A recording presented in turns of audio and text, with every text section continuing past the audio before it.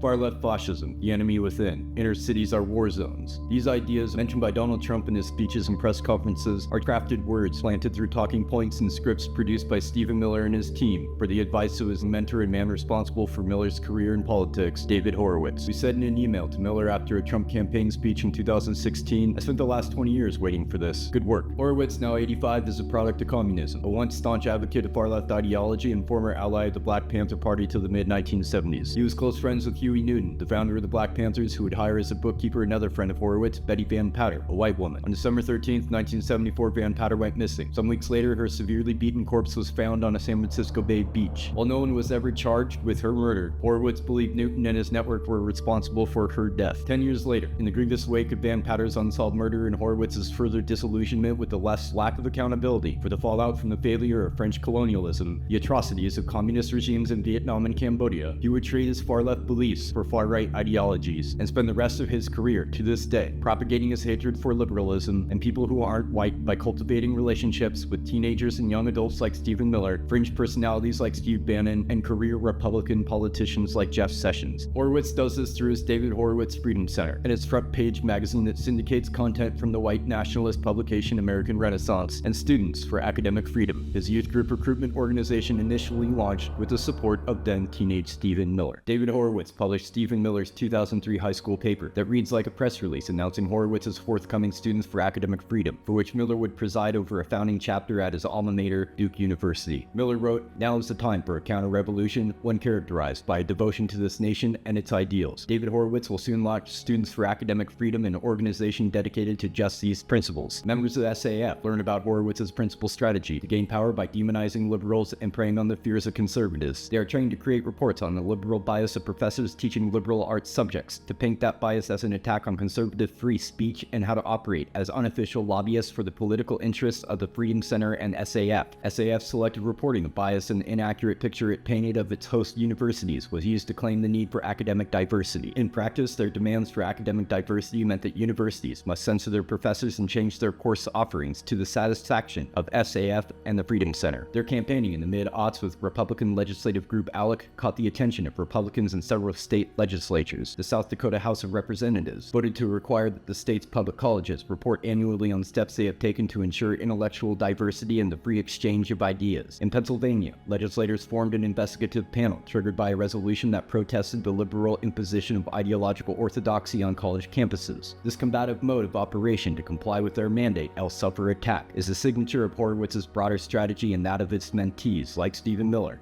to enforce belief through fear-based control.